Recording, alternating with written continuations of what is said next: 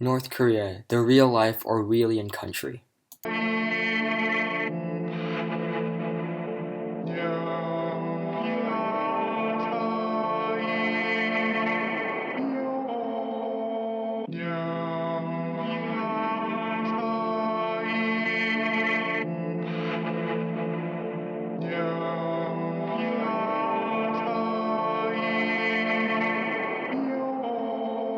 North Korea is a prime example of a dystopian and Orwellian society.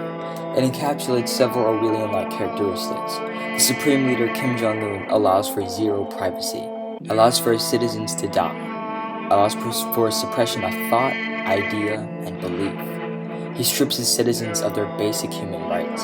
In North Korea, there is no freedom, there is no saving, there is only Kim Jong-un's rule.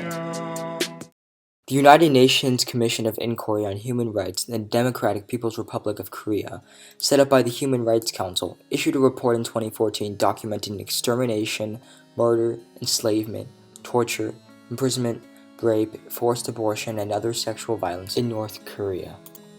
North Koreans are under constant surveillance and are extremely restricted. Every act they do is monitored by the government. They are not able to leave their country without permission. In addition, they are not able to move to different parts of the country either. They must get permission from a high-ranking official. They are not allowed to use any electronics nor make their communication with each other.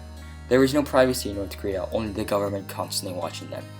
There is no freedom of speech in North Korea, as criticism of the regime or the leadership in North Korea, if reported, is enough to make you and your family disappear from society and end up in a political prison camp. But if it is not the government, then it is the neighborhood watch.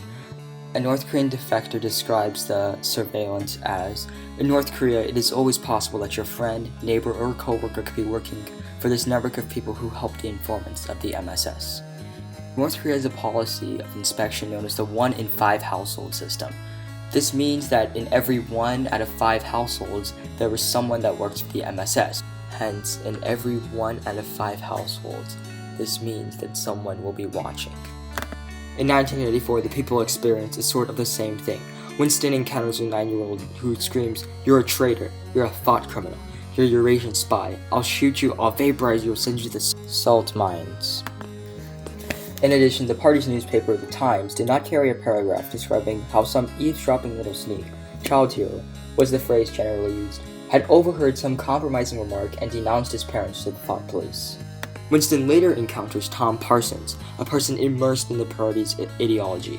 His daughter turned him in for saying "down with Big Brother" over again in his sleep.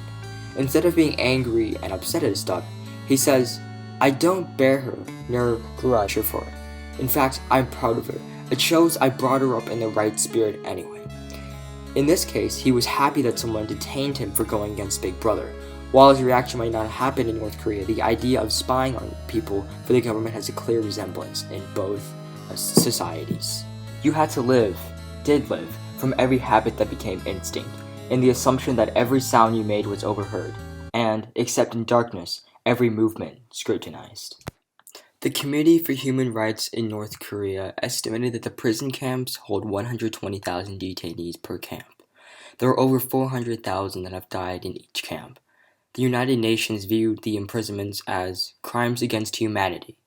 In total, it is estimated that over 3 million people have died in North Korean camps just from starvation, and this number is constantly rising. The health conditions inside the prison camps are extremely unsanitary. They live in mud houses that have no protection from the elements. If a person were to get sick, they would go to the clinic.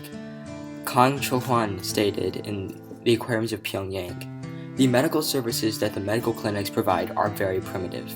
If you become ill, you cannot get treatment." He wrote the prison camps, which described the conditions of them. He stated there were 2 sections of the prison camps. One that was restricted for the regular people, because that's where the people stayed there for life, and there was another section where he stayed, where people would only stay for a certain amount of time. In addition, they have public executions. These North Koreans were not so lucky. Every year, countless North Koreans are caught in time and repatriated to North Korea, where they can be tortured, imprisoned, or publicly executed. Torture in North Korea happens often and is a result of people's unwillingness to comply. Kim Young, a North Korean defector, stated, "The most painful form of torture they used against me was to insert very sharp bamboo needles under my fingernail and push them up the finger to the first knuckle. When the needle goes in, the pain makes your whole body shake."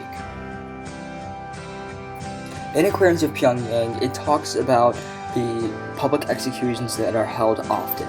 The author states, "In the fall of 1986, a condemned prisoner who didn't have enough pebbles stuffed into his mouth, or had somehow managed to spit them out, began proclaiming his innocence and screaming that Kim Il-sung was a little dog, one of the worst things you could call someone in Korea. To shut him up, one of the guards grabbed a big rock and shoved it into the man's mouth, breaking his teeth and turning his face into a bloody mess.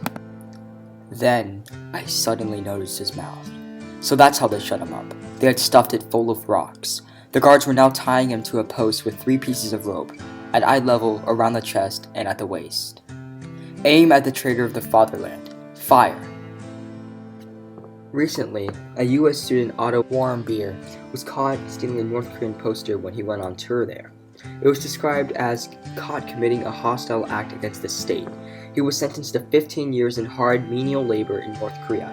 He stated, "We are forced to watch public executions. We are physically abused, hit, and tortured." Otto also compared the torture in the camps to Nazism. Winston faces torture as he does in Room 101. He faces his greatest fear, rats.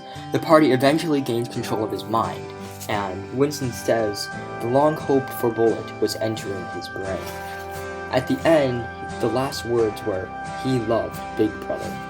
This shows that the party completely took over his brain and his mind, and this is an example of vaporization.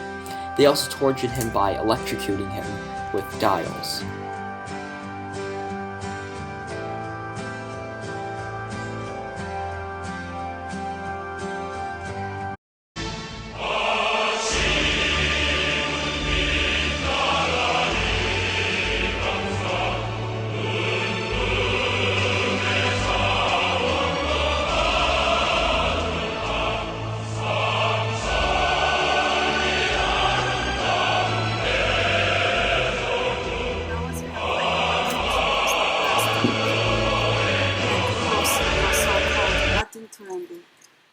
And I was very proud.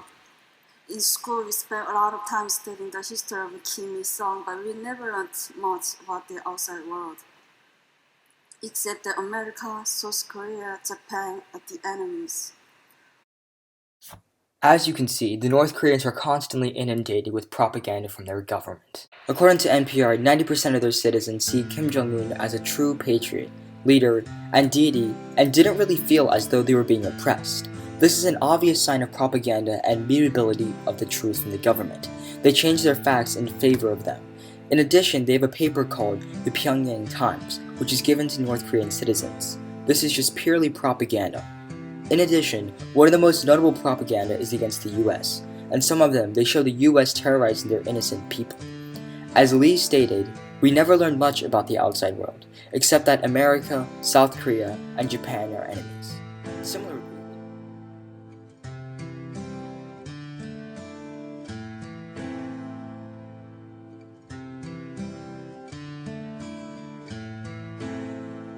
instead of other countries attacking or drying out North Korea's resources, North Korea should invest in their own country. As Hassan Cooperative Farm stated, "If our country is reunified, it will be rich in food. The country needs to undergo a large reform and practically start anew. The corrupt government and prison camps will not hold together a strong government. The government would need to direct their money into their own economy. But there is no point in bombing North Korea because it would be a waste of resources. And at the rate North Korea is going right now, it will eventually fall and become an even more dystopian country."